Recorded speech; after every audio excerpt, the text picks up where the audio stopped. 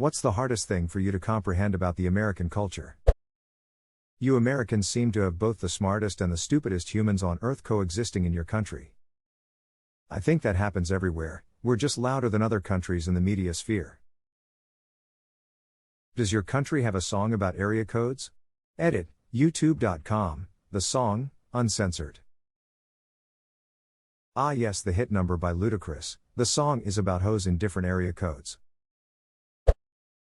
Entrée means main course.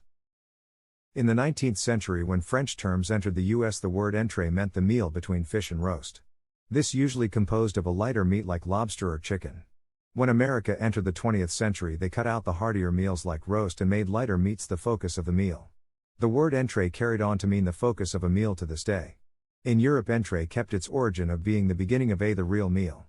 America kept the word's place in a meal, while Europe kept the word's actual French meaning. Till. That has always bothered me, but now I'll feel better about it. Having to tip almost everywhere. It definitely makes sense at some places, but feel like we have to tip at the most random of places these days. It's so ducking weird. I was in a souvenir shop the other day where no real service was given. It wasn't even a restaurant. I was literally buying some scented candle or some shit, and sure enough, the lady flipped the screen around for me to sign and there was an automatic 25% tip added. I had to deselect it to move forward and complete the transaction. We can use social pressure to earn more money as annoying, but it's hardly without precedent. Americans love French fries, cheese, and gravy, but poutine never took off south of the border. Always found that odd. Well, yeah. We have chili cheese fries. I was going to point this out, or chili cheese tots. You are allowed to drive a car at 16, own guns and sign up for the military at 18. But alcohol, behold the devil's liquid, is only for 21 plus. Zero tolerance rule. Who came up with that shit? The victim is the one who is ducked. Either he gets bullied or he gets a penalty for defending himself. That's why if someone attacks you at school, you fight back as hard as possible. If you are getting punished anyway, you might as well earn it. Exactly. You're getting punished either way. Might as well make sure you won't get picked on again. Ender Wiggin approves of this message. Water. Why are Americans so weird about water? I've lived here for 20 plus years and it still makes no sense to me. So many people will drink Coke or juice or Gatorade all day. And if they do drink water, it needs to be ice cold or flavored with Mio or some shit. Like, just drink the ducking water. I've heard people say, oh, I don't like water. The fuck do you mean? Do you also not like breathing air? Do you breathe in Febreze all day? Hearing the bald eagle screech every time I unwrap a slice of American cheese. American here, fun fact. That stereotypical screech you commonly hear associated with the bald eagle is actually a red-tailed hawk. Bald eagles do not make that sound. They make more of a weird, way less cool, chirping sound. I was too old when I learned this for the first time. Lobbying. Legal bribery, what the hell?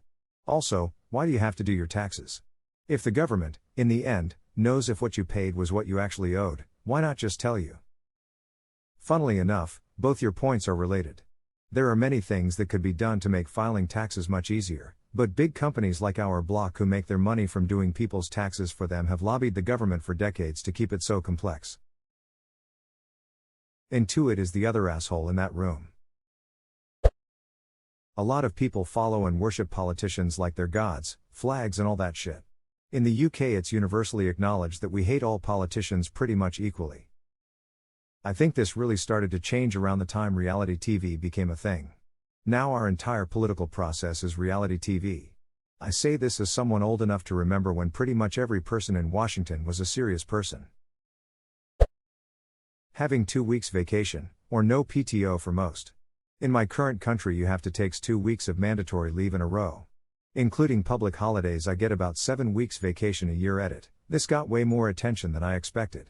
Reading through everyone's comments it seems there is a huge gap between those with no to little PTO and those that get a decent amount. All of this is from the goodwill of the companies you work for, and not any federally mandated leave. Super rich televangelists like this Kenneth Copeland I learned about on Reddit. I'm American and trust me, most of us are aware that these dudes are scumbags. Why they don't include tax in the total price of something. Just include it and make life easier. I don't want to have to do maths every time I go there and buy something. Make life easier. As a general rule in America, the choice between make life easier or whatever businesses want, our government is likely to choose the latter. How casual debt is. How easy it is to take loans and credit cards out in other people's names without their knowledge. That's why I recommend Bad Credit, the new awesome product that makes your information useless to everyone, including you. I wouldn't call it new. Been using this plan going on 40 years now. School mascots. Where I live, we just have teams and just play matches against people. In America, it's all like Go East Town Eagles. Owagachaka. And there would be some person in a cheapo eagle suit spinning a basketball on his fingers or something. You would have a full dramatic cheerleader dance off before your match. We just shake hands and stare at each other. Sometimes mascots aren't even animals. My school's was a comet. Comet Man was terrifying. Oh my god, I finally get to say this to someone. Our high school mascot was the Vanguard missile. We lived near a Lockheed plant where they were assembled. Richland High School in Washington State, by the Hanford Nuclear Reservation, had a replica of the Hiroshima bomb as a mascot for 70 years or so. The team was the Bombers, their motto "Be proud of the cloud." Mushroom clouds decorated school buildings, athletic jackets, stationery and so on. Die. Entering America from Canada is strange. Immediately I see billboards about abortion and religion. Lol. TBF, I thought it was weird as hell that the Canadian side of Niagara Falls feels like a Vegas knockoff and the US side feels like an actual natural park. The park systems in the US are by far the best parts of our governments. Parentheses, because I believe Niagara is a state park in the US. Say what you will about USA's problems, but our park systems deserve a lot of praise at least. The biggest challenge for me was sales tax. Unlike in some other countries, sales tax is not included in the listed price of goods and services in the US. Additionally, the sales tax can vary from state to state, anywhere from 0% to over 10%. You don't hear about this angle much, but it's kind of a political and cultural issue. Opponents of taxes want them very visible to the person paying them. If they're put into the prices, you're not thinking about them annoyed by them. This blew my mind when I went to France for vacation. As an American, we are conditioned to do quick mental math to pay our bills. If it's $10, I need to at least have 11 for tax, then I'll probably get back some change. Restaurants are worst, cause then you have to factor in tip. In France my bill came to 49 even. I was doing some quick math in my head and waited for the receipt to calculate the bill. When the waitress handed back my card, she told me, "Have a great day," and I just sat there wondering if I could leave. There wasn't a little section for tips, so it confused me. Restaurants really are the worst. That $10 burger on the menu, where I live, doesn't take into account the 7.5% tax, the 20% tip, or the new 10% inflation fee they've tacked on recently. So that burger advertised as $10 is actually $13.75 if you use a card, but more likely $15 if you pay cash and don't want to bother them for change. Inflation fee? What the hell? Isn't inflation of prices literally included in the price? Can I start selling burgers for $1 and then apply an inflation fee calculated since 1900? I went to a restaurant that had a menu with a sticker on it referring us to the online menu if we wanted the updated prices on things. How dental and eye care isn't included in health insurance. Private health insurance that is tied to your employment. And sucks. And yet 50% of the population vehemently defend. It's so stupid. Ah yes, I'll happily pay $200 plus of my paycheck for private insurance that covers nothing and I can't use. Wait, they'll raise our taxes or allocate different uses in my current tax expenditures? I'll pay $30 more in taxes for healthcare? What kind of communism is this bullshit? I hate it. I already pay damn close to $100 a month in Medicare I can't even use. But people call it heresy to have some kind of government healthcare system for everyone.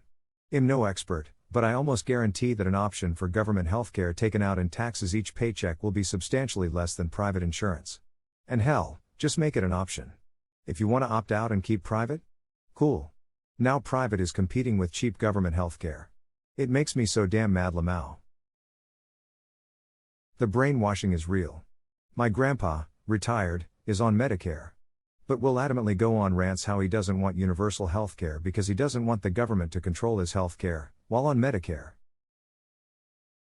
My mill doesn't want to pay for other people's insurance, while being retired and on Medicare. I earned it, it's everyone else that will abuse it. Such a common and odd thought process. Like the idea that literally no one would ever work a day in their lives if they were given the basic necessities when they fell on hard times.